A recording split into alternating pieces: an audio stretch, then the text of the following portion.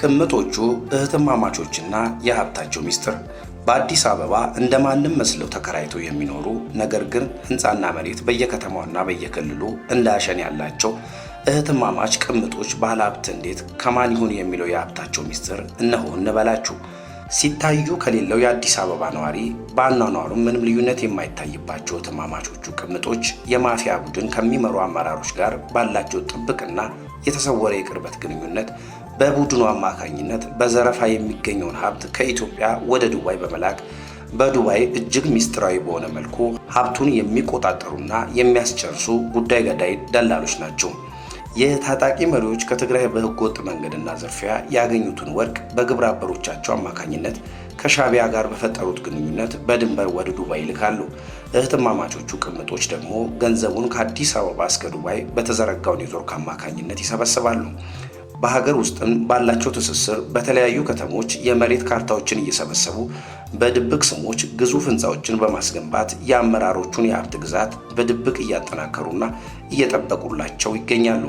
ቅምጦቹ ምስጢራቸውን በጥብቅ ቢጠብቁም የታጣቂ መሪዎቹ ስልጣናቸውን፣ ሀብታቸውን ለመጠበቅ የግጭት አማራጮችን መከተላቸውን ቢቀጥሉ መረጃው ግን በእጃችን ገብቷል።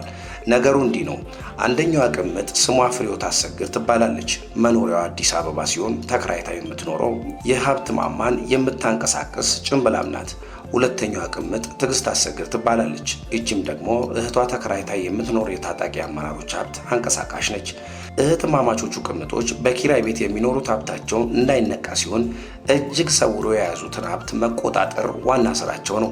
ወይዘሮ ፍሬሕይወት የጀነራል ማሾ በየነ ቅምጥ ስትሆን እህቷ ወይዘሮ ትዕግስት አሰግድ የጀነራል ምግብ ኃይለ ቅምጥ ናት።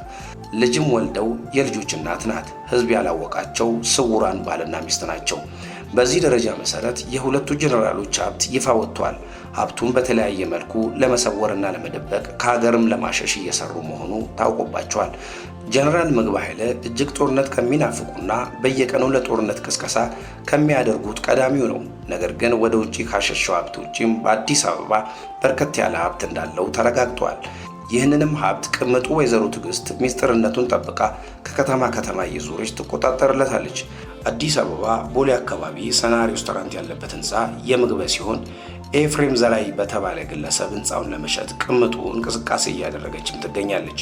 ምግብ ኃይልና ቅምጡ ትዕግስት አሰግድ ዱባይ ውስጥ ቤትና ኢንቨስትመንት ያላቸው ሲሆን በተጨማሪም በቅርብ ጊዜያት ከትግራይ ክልል ወርቅ ከኤርትራ ወታደራዊ አመራሮች ጋር በፈጠረው ኔትወርክ ወደ ውጪ በማስወጣት ከፍተኛ ገቢ እያገኘ መሆኑ ይታወቃል። ይህ ከትግራይ የሚወጣው ወርቅ የዱባይን ንግድ የሚያጠናክርና በገንዘብ መልክ ወደ ኢትዮጵያ እየገባ በተለያዩ ከተሞች መሬት ይገዛበታል፣ ህንፃም ይገነባበታል። ሚስጥረኛዋ ቅምጥ ትዕግስት አሰግድ ከአዲስ አበባ በተጨማሪ በአዳማ፣ በድሬዳዋ፣ በሐዋሳ፣ በቤኒሻንጉል እንዲሁም አሶሳ እያለች መሬት በደራበት ሁሉ በሻጭነት አለች። የግላቸው የመሬት ባንክ ያላቸው ይመስል እንደ መንግስት ከከተማ ከተማ እየዞረች መሬት የምትቸበችበው የህንፃ ኪራይም የምትሰበስበው።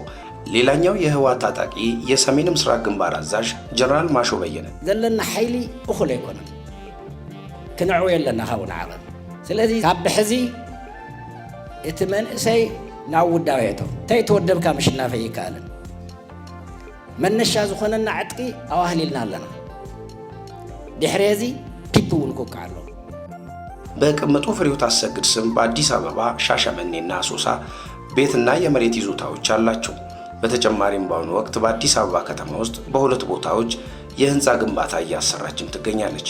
መረጃ የተገኘባቸው የህንፃና መሬት ይዞታዎች በዝርዝር ስንመለከት ቦሌ ክፍለ ከተማ ወረዳ 11 የሚገኝ ከ438 ካሬ ይዞታ ቤዝ ማፕ ቁጥር ቦሌ 11 ህዝባር 102 ህዝባር 16 በንፋስ ስልክ ላፍቶ ክፍለ ከተማ ወረዳ 2 የቤት ቁጥር 06 ብሎክ 2 የሚገኝ ቤት በሰበታ ከተማ የሚገኝ 200 ካሬ ቦታ በካርታ ቁጥር ኤል ህዝባር ኤስ ህዝባር 26 469 ህዝባር 2002 የተመዘገበ ይዞታ ላይ የተሰራ የሚከራይ ፎቅ ህንፃ በአሶሳ ከተማ 1500 ካሬ መሬት ያለ ሲሆን መሬቱን በሶስት ሰዎች ስም በ500 ካሬ ተከፋፍሎ እንዲሸጥ የጀነራል ማሾ ቅምጥ ፍሬሕይወት በውክልና የሰራች ያለ በአዲስ አበባ ቦሌ ንፋስ ስልክ ላፍቶ ክፍለ ከተሞች ሌሎች ህንፃዎች እንዳሉም ታውቋል።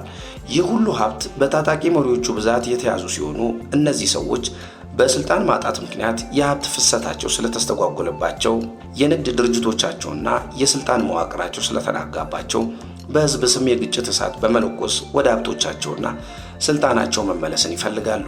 ለዚህ ደግሞ የትግራይን ህዝብ እንደጋሻ ይጠቀሙበታል። ጦርነት የህዝብ ጥያቄ ሳይሆን የግለሰብ ኪስ ጥያቄ መሆኑ ግልጽ ሲሆን፣ ዋጋ የሚከፍለው ግን ንጹህ ዜጋ ነው።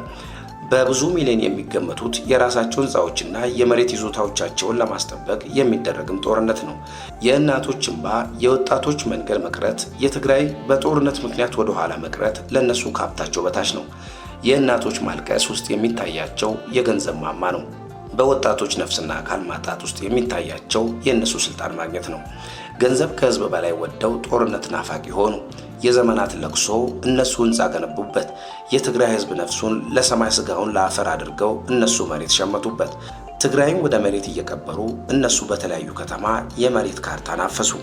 የህወሓት መሪዎች ሀብት በእንባ ባህር ውስጥ ያለ የሆነ ቀን የሚሰምጥ ነው። በደም የተገነባ ህንፃ፣ በአጥንት የተገኘ መሬት፣ በውሸትና በዝርፊያ እንዲሁም በማታለል የተገኘ ንዋይ ስለሆነ ዛሬም አርፈው መቀመጥ አይችሉም። ጦርነት ከሌለ ህንፃው ይፈርሳል። ደም ከቆመ ግንባታው ይገታል። ትግራይ ሰላም ከሆነች ሀብታቸው አያድግም።